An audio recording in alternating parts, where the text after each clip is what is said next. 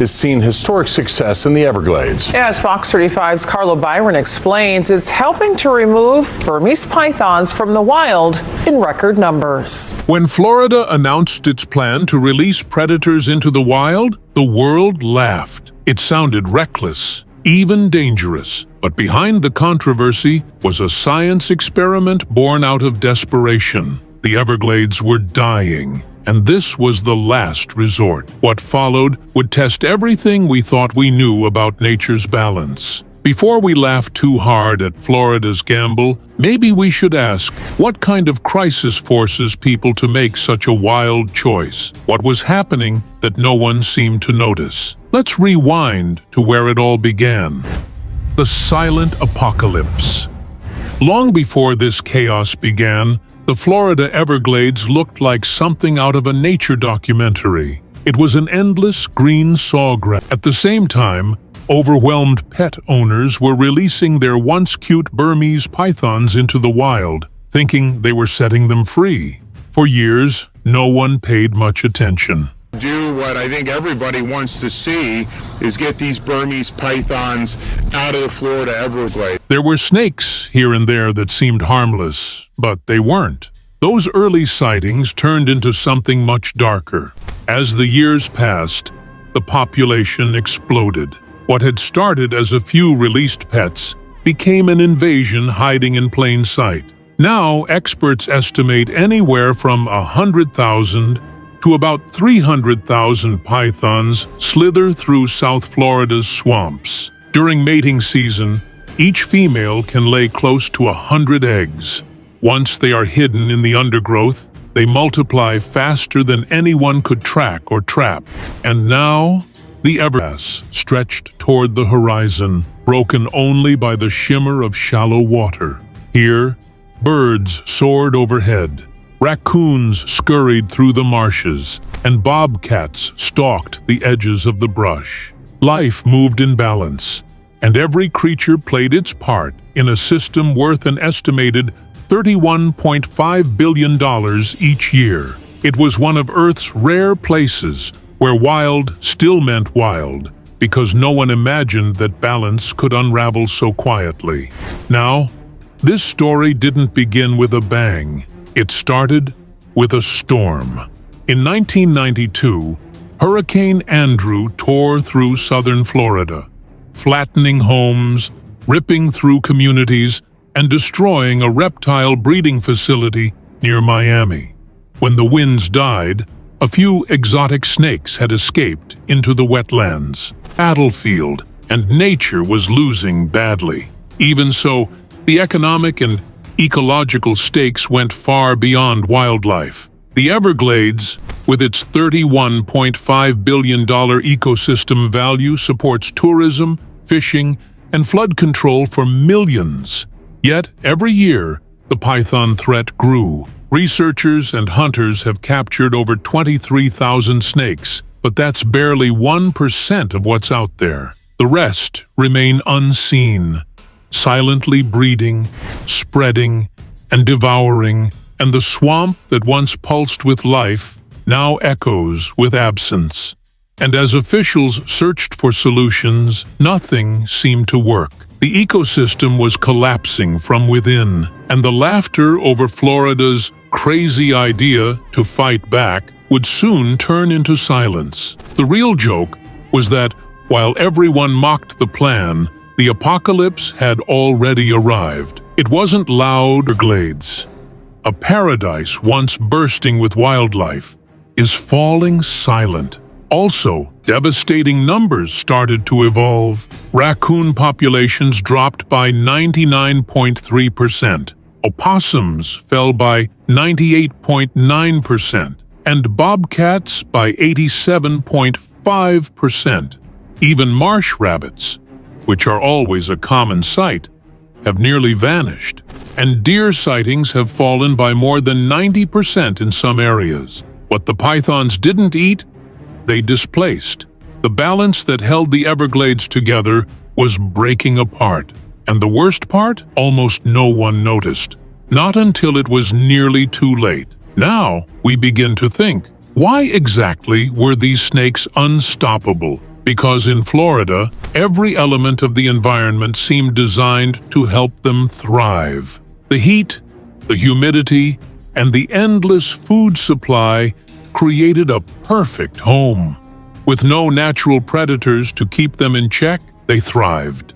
Their camouflage made them ghosts in the grass and nearly impossible to spot. For scientists, it was like fighting an invisible enemy.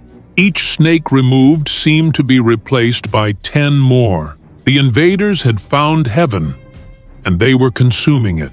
To top it all, these weren't ordinary snakes. They were apex predators capable of swallowing a deer whole. Some grew over 20 feet long and weighed more than 200 pounds. Then, videos of pythons battling with alligators started surfacing, shocking the world.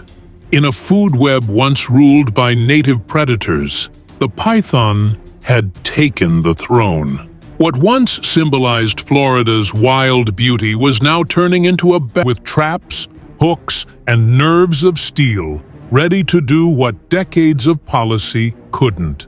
By 2024, it had become an annual spectacle. That year alone, 857 participants from all across the U.S. and even Canada showed up to take on the Everglades' most notorious residents. They captured 195 Burmese pythons, capturing headlines and a round of applause from the public. The winner walked away with a $10,000 grand prize, hailed as a hero in the fight to save Florida's wild heart. For a moment, it felt like victory might finally be within reach. But, as it turned out, the numbers hid a darker truth. A year later, the 2025 competition broke new records. The top hunter, Taylor Stanberry, caught about 60 pythons. This was literally the highest total in the event's history. Altogether, participants pulled out 294 snakes, a figure that sounded huge until you realized how small it really was compared to the estimated tens of thousands still slithering free. The Everglades wasn't healing, it was gasping, and the pythons were multiplying faster than anyone could count. To make up for the shortfall, the state brought in professionals. The South Florida Water Management District hired 24 elite hunters, paid hourly to stalk the swamps year-round. These weren't weekend adventurers. They were career python chasers, armed with or fiery. It was quiet, creeping, and all too real. For years, people believed there had to be a way to take the Everglades back. What came next proved how wrong that hope was. Desperation and failure. At first, Florida's response to the python invasion looked like something out of an adventure film. Officials opened the gates to hunters, scientists, and anyone brave enough to wade through miles of swamp in search of the slithering invaders. In 2013, a 10-day event called the Florida Python Challenge that sounded both daring and desperate evolved. Basically, hundreds of people showed up, armed with everything science could offer. Still, the snakes always seemed one step ahead. So Florida tried something new, which was high-tech warfare. Engineers designed robotic rabbits that gave off heat and scent to trick pythons into striking. Dog teams were trained to sniff out reptile scent trails. Drones hovered above the wetlands, scanning for movement. And wildlife biologists even attached GPS collars to raccoons and possums to track where predators might be lurking. Some of the boldest experiments involved using scout snakes, fitted with tiny radio transmitters to lead researchers to hidden breeding females. It was an ecological chess game, one humans were determined to win. Yet, the harder they fought, the faster the snakes seemed to spread. Since 2017, contractors have removed over 23,000 pythons from the wild. It sounds exceptional until you learn that experts believe that's less than 1% of the total population. Even massive removal campaigns barely made a dent. Every time a hunter pulled one out, dozens more hatched somewhere else. It was like trying to empty the ocean with a bucket. The frustration was hard to hide. Years of effort, billions in funding, and an endless list of experiments had led to the same sobering truth, that the pythons weren't going anywhere. The best anyone could do was slow them down. Scientists began admitting publicly what many had quietly feared, which was that full eradication is impossible. These predators had claimed the Everglades as their own, and no one had figured out how to take it back. Each failed attempt deepened the sense of helplessness. Hunters waded deeper into the marshes, drones flew higher, and technology got smarter. But the snakes adapted faster. They slithered north into new habitats, ignoring boundaries humans had drawn. Every solution seemed to end in the same place: a dead end. This growing sense of defeat pushed Florida to the edge. If technology, money, and manpower couldn't stop them, what could? Somewhere in that frustration, a wild idea began to take shape, and scientists faced an impossible question. How do you fight an enemy you can't see, can't catch, and can't kill fast enough? The twisted gift from pythons. What if Florida's biggest problem wasn't the pythons slithering through the swamps, but something much smaller hiding inside them? You see, deep in the Everglades, a silent passenger arrived with because they can't hunt anymore. Researchers have found snakes suffering from pneumonia, open lung lesions, and, in some cases, dozens of worms crawling out through the mouth. It's not something you forget once you've seen it. The real shock came when scientists discovered how far the lungworm had spread. 18 native snake species in Florida have already been infected, and the parasite's reach now stretches through dozens of counties. Some reports say as far north as Jacksonville, and even toward the Panhandle. The pythons may have started this, but the lungworm isn't waiting for them anymore. It's moving through Florida's native snakes on its own, and that's the terrifying part. When native snakes die, the balance collapses. Rodents multiply, small predators lose their food source, and the ripple effect shakes entire ecosystems. These snakes are more than background players. They're pest control, prey, and predator, all in one. Scientists fear that even if every python were removed tomorrow, the lungworm would still remain. It's here, alive, and thriving in the very species meant to keep Florida's wild in balance. Florida is deploying robotic rabbits to help capture invasive Burmese pythons in the Everglades. However, there's one strange twist to this story. The Florida cottonmouth, a native pit viper, seems to resist the parasite's attack. No one knows why. Is it genetics? Diet? A natural immunity developed over time? Whatever the reason, it's one of the few hopeful mysteries in an otherwise grim picture. What began as a battle against giant snakes has turned into something far more complicated. An invisible invader is now spreading faster than the predator that brought it here. No cure, no treatment, and no clear way to stop it. Each infected snake means more parasites released into the wild, and every death leaves the ecosystem weaker. Florida's war against pythons was already tough. Now it's fighting an enemy too small to see, and one that's not going anywhere. The state thought it was dealing with a predator problem. Instead, it might be watching the slow birth of an entirely new plague. The deeper the crisis grew, the wilder the ideas became. And one plan in particular pushed the limits of belief. The laughable plan. When the news broke, it sounded like something straight out of a late-night comedy sketch. Florida officials announced they were releasing hundreds of eastern indigo snakes, a native, non-venomous species, into the wild to help fight the state's invasive python crisis. The headline alone triggered a storm. Within hours, social media was flooded with jokes, memes, and disbelief. This is the 9th year state agencies have released eastern indigo snakes back into the wild in the Florida Panhandle. Doesn't Florida have enough snakes already? Fighting snakes with more snakes? What could go wrong? Others compared it to the mongoose disaster in Hawaii, where an attempt to fix one problem ended up creating a bigger one. For many Floridians, it sounded like another episode in the state's long history of strange wildlife decisions. News outlets quickly picked up the frenzy. Some ran headlines that made it sound like a sci-fi movie. Talk shows turned the announcement into punchlines, while anxious residents asked if their pets and children were safe.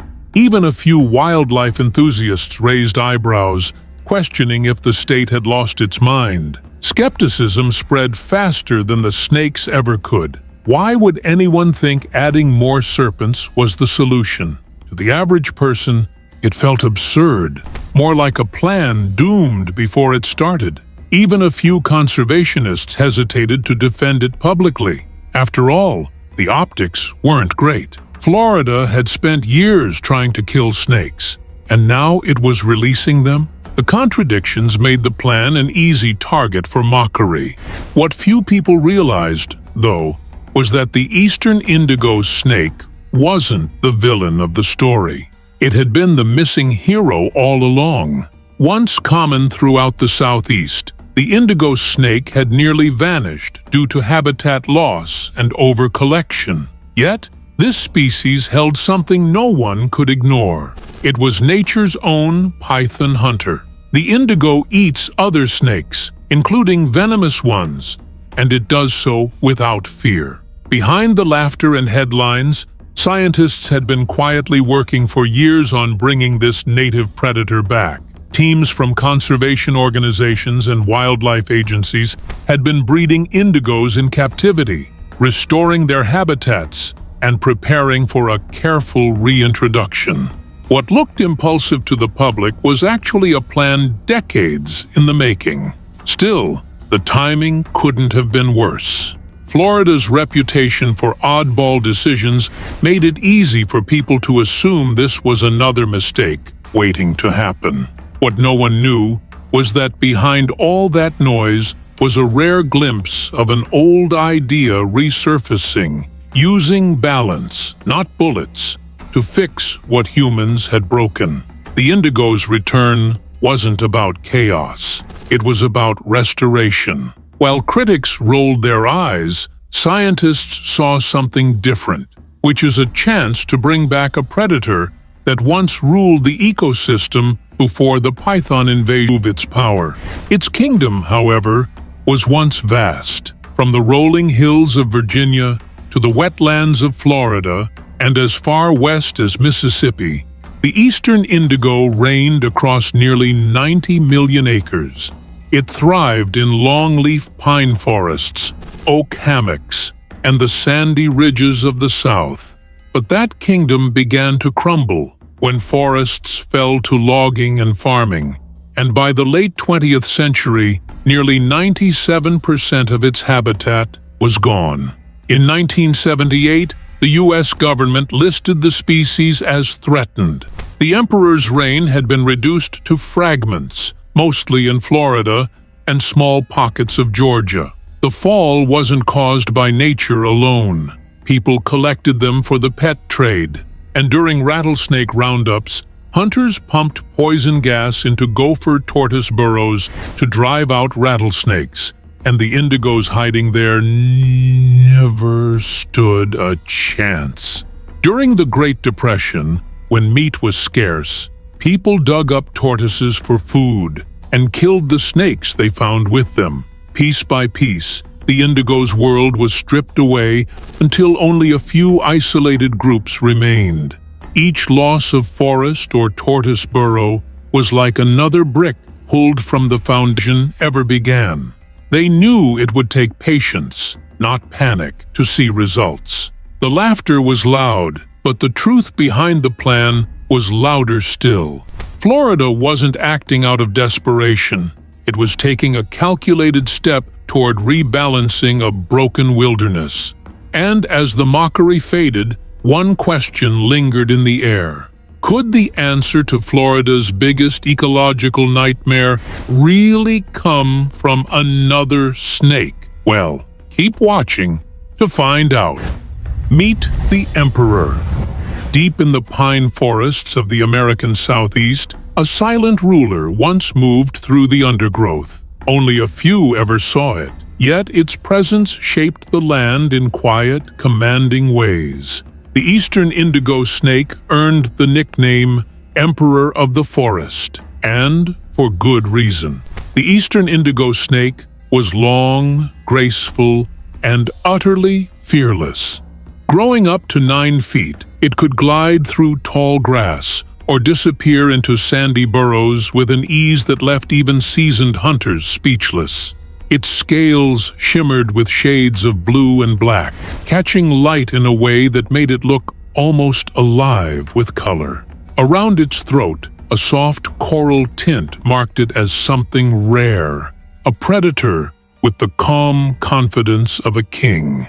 Unlike many snakes, this one didn't rely on venom or brute strength to rule. The eastern indigo was non-venomous and surprisingly gentle toward people, but in its world, it was the undisputed top predator. It ate almost anything that moved, including birds, rodents, frogs, lizards, turtle eggs, and other snakes, whether or not they were venomous. The indigo was immune to rattlesnake venom, and it didn't bother constricting its prey. It would pin it down or swallow it alive, unshaken by the struggle.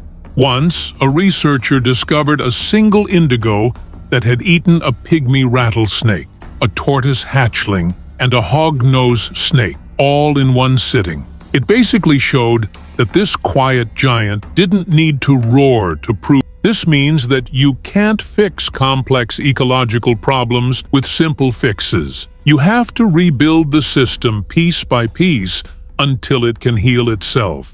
But even as the cameras keep catching new life in motion, can this fragile success grow strong enough to last? And can the indigos establish a population that doesn't need human help anymore?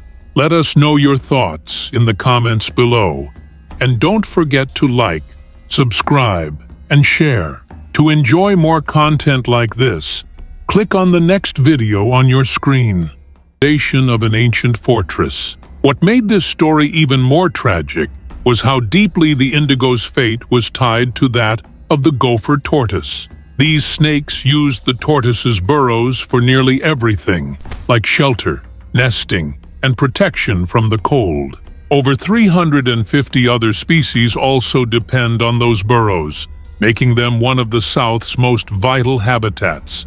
So when tortoises declined, the indigos followed. The two species were bound together by survival itself, each one quietly shaping an entire ecosystem that few people ever noticed was disappearing. Snakes are beautiful, and indigo snakes love to eat venomous snakes, which helps keep the ecosystem in balance. And yet, despite near extinction and fewer than 50 known breeding populations remaining at one point, the eastern indigo snake held something extraordinary. It had one trait that could make it more than a relic of the past. It was a natural-born snake hunter, unafraid of venom, unafraid of size. In a region now struggling against invasive pythons, that could mean everything. The Emperor's story isn't over. It stands at a crossroads between what once was and what might be restored. It carries the memory of ancient forests and the promise of a balance that could return. As the plan to reintroduce it takes off, one question looms. Can the Emperor reclaim its throne, and tipped the balance. Nature fights back. For nearly 20 years, the Burmese python ruled Florida's wildlands without challenge. The Everglades, once alive with rabbits, raccoons, and deer, had fallen silent under the weight of this giant predator. Every study painted the same bleak picture about native species disappearing, food chains collapsing, and the balance of nature tilting toward chaos. However, one December morning, deep in the wetlands, the story took a shocking turn. Researchers tracking a 13-foot, 52-pound male python named Loki expected a routine update. The snake had been fitted with a GPS tracker as part of a breeding study, and scientists believed he was closing in on a female. What they found instead left them speechless. Loki's body was sprawled in the grass. His massive head was chewed off and hidden under a bed of pine needles. Nobody could pinpoint what exactly had happened. However, a few days later, a trail camera revealed the unlikely culprit, and it was not what anyone expected. A creature, which was a bobcat weighing barely 25 pounds, had taken down a predator more than twice its size. This discovery stunned everyone. Wildlife experts called it a first in Florida's history, where a native bobcat ended an adult Burmese python. For years, these pythons had been the apex hunters, feared by everything around them. Now, suddenly, one of Florida's own had turned the tables. Some speculated that the cold snap had slowed the python, making it vulnerable. Others suggested the bobcat had learned something new, that these enormous snakes could be prey. Whatever the reason, the message was clear that the Everglades were beginning to fight back. And this wasn't an isolated story. Across Florida, cameras and field reports started revealing more evidence of nature adapting. Alligators have been spotted eating smaller pythons, and wildlife footage shows eastern indigo snakes, those same snake hunters once mocked by the public, consuming juvenile Burmese pythons. Even the elusive Florida panther has been documented taking on these invaders. These scenes are rare, but they show that Florida's native predators are learning to challenge the newcomers that once terrified them. The Burmese python has lived in Florida for decades but aren't native to the area. These things will take out a deer. I mean, it's unbelievable what they're able to do. For years, the pythons seemed unstoppable.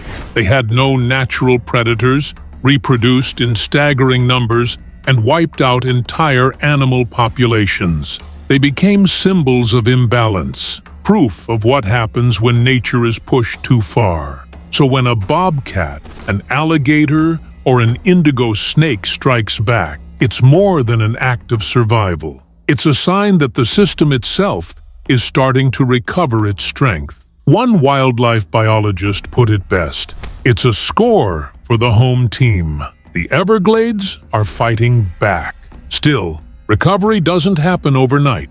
A single bobcat can't undo 2 decades of destruction, and one indigo snake can't erase the damage of thousands of breeding pythons. For every invasive snake killed, dozens more hatch somewhere in the swamp. It's a slow war, measured not in victories, but in small, hard-earned shifts in balance.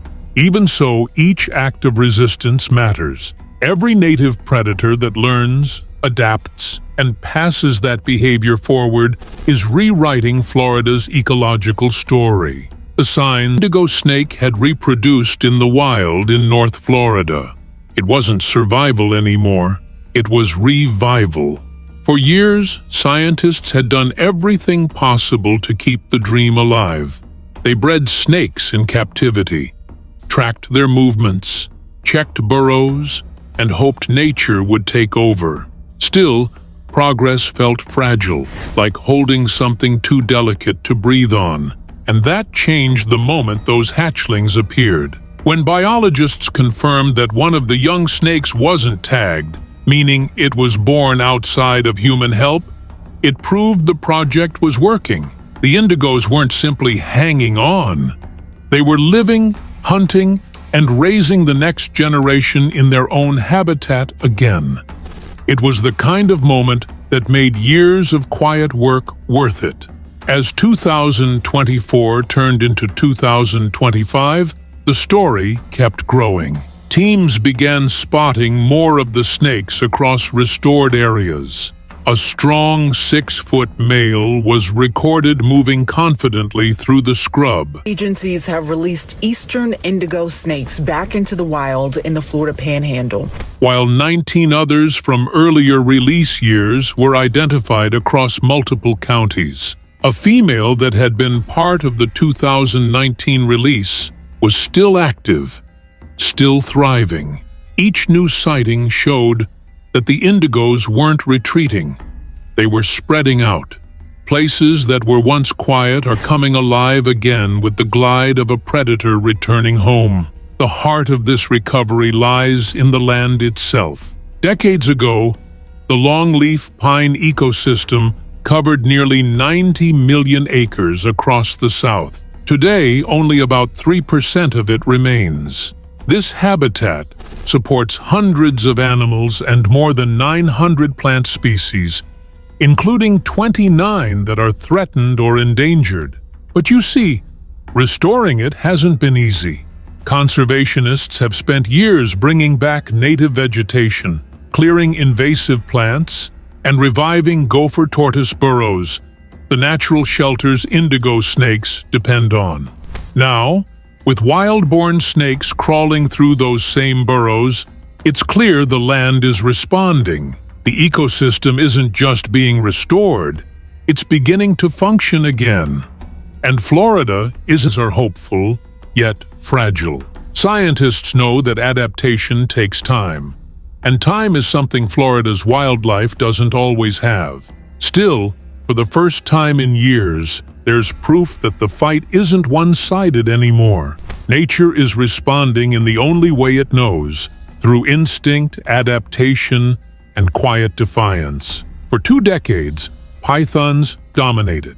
Now, Florida's natives were striking back. But was it enough? And what about those released indigos? The miracle. In the autumn of 2023, something extraordinary happened in Florida's longleaf pine sands. At the Apalachicola Bluffs and Ravines Preserve, trail cameras captured 2 wild-born hatchlings of the eastern indigo snake, offspring of previously released individuals. For the first time in nearly half a century, the only place witnessing this comeback. Across the border in Alabama, similar reintroduction projects are showing promise.